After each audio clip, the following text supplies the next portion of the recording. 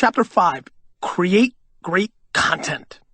To monetize your personal brand into a business using social marketing networks, 2 pillars need to be in place: product and content. We've talked about how to choose your product, which should be whatever you're most passionate about. Whatever it is, it should go without saying that the quality counts in a major way. You can hustle and market and network all you want, but if your sports drink tastes like trash, or if you're putting out bad information, you're going to lose. Know your stuff. Great content is what you're going to pump into your social media networks to draw eyeballs to your blog. It exists as a result of passion plus expertise. So make sure you can talk about your product like no one else. Do your homework. You should be reading and absorbing every single resource you can find: books, trade journals, newsletters, websites, as well as taking classes and attending conferences. You're also going to visit and interact with other people's blogs on the same subject, but there's a method to that, which we'll get into later. You can even make the learning process part of your content. Think of all those cooking blogs that chronicle disastrous culinary experiments.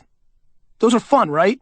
And a pediatrician who admits he is considering changing his approach to vaccines based on newest studies coming from the APA isn't giving his patients' families reasons not to trust him. He's showing them he's on top of the latest research.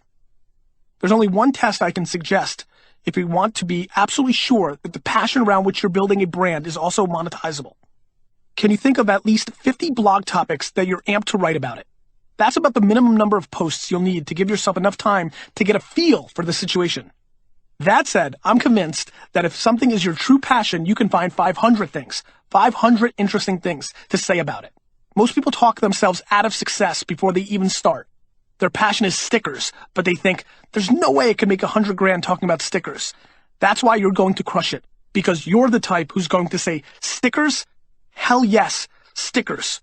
Or at least, as I veer off the script, saying, well, maybe, Gary said maybe stickers. I mean, here's the thing. You've got to put your toe in the pool. You're never going to start swimming unless you do it.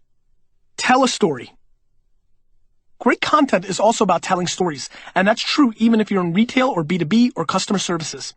If you're a real estate agent and your area is Clark, New Jersey, then you should want to tell me everything about Clark that makes it unique. Tell me the story of the town, not just a home you want to sell me. Make me care about the place as much as you do. If you're a doctor, tell me about the interesting cases you saw today. Tell me about the trends you're seeing, or give me advice or your opinion about the flu shots, like the swine flu. If your passion is sales, talk to me about why you love it, your favorite persuasive technique, your most interesting clients, and your biggest challenges. Tell me your story, and if you're good, I'll come back for more. Then I'll tell my friends, and they'll come. And where my friends and I go, the dollars, in the form of ad revenue and sponsorships, will follow. Communicate with me, because whoever is the best communicator will win. Don't lie to yourself. Do you have an idea of how many people introduce themselves to me with, "Hi, I'm going to be the next Oprah"? I'm all about being confident, and I respect anyone who's got big ambition. But let's face it, not everyone is going to be Oprah.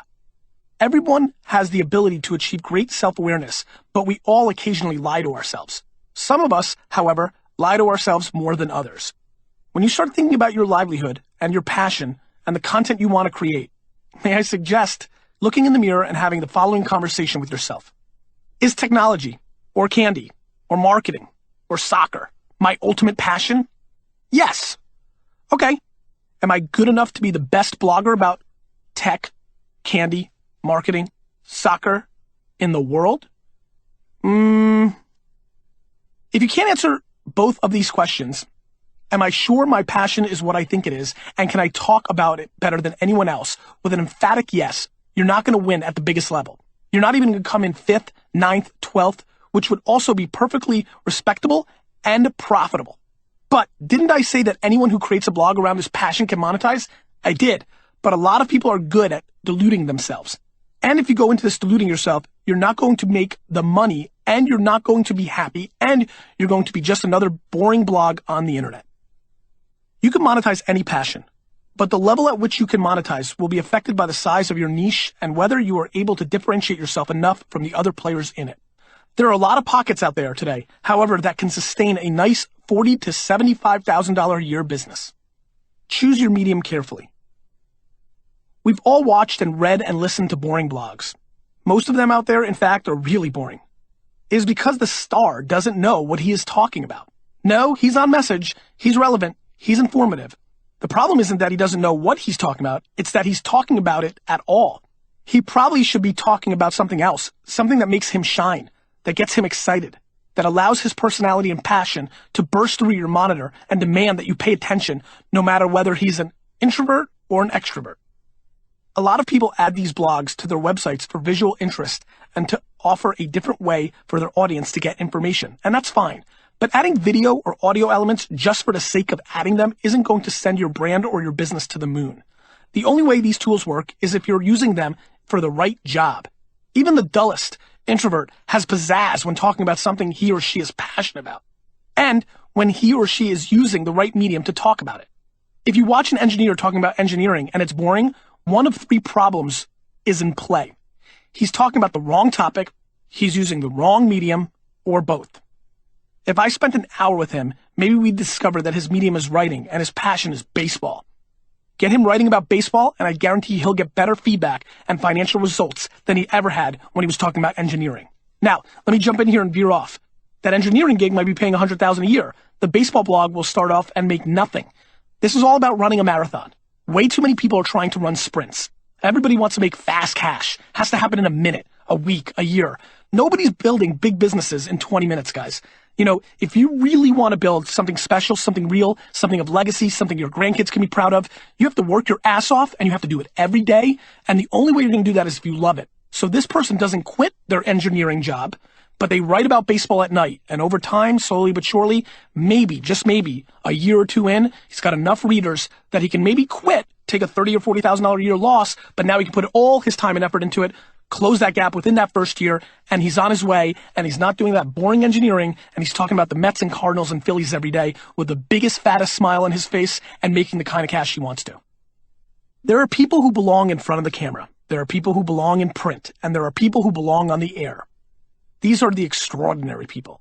The ordinary ones, the ones like the vast majority of business people and entrepreneurs out there, don't have the showman DNA. That doesn't mean they won't succeed, as long as they're realistic about what success is going to look like. The extraordinary people will make millions of dollars, and ordinary Joes will earn more in the mid-5-figure range. Is that disappointing? Think of it this way. Oprah, who is without a doubt extraordinary, built her brand using the right medium and the right topic, and she made billions. And a massive majority of people that tried to play that game made zero. Today, everybody else can make 40K doing that. You know, that's crazy to me, veering off the script a little bit. I mean, this is going to be a Geraldo, Sally Jesse Raphael, Ricky Lake game. I mean, Tyra Banks makes $30 million a year. She's not Oprah, but I don't think anybody listening to this is crying for her.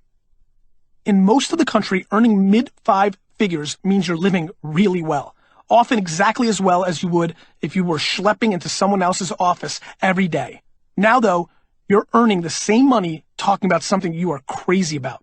It's a good deal. Take it. Know yourself. Choose the right medium. Choose the right topic. Create awesome content, and you can make a lot of money being happy. The lure and the lasso. You're going to work your content in two ways. The first is as a lure, creating it, posting it, and allowing people to come to you as they discover it. The second is to use it as a lasso through comments on other people's blogs. People's content that relates to yours, inserting yourself into existing conversations and actively creating reasons for your audience to come to you. Of course, you have to give people a place to find your killer content. So let's go there next.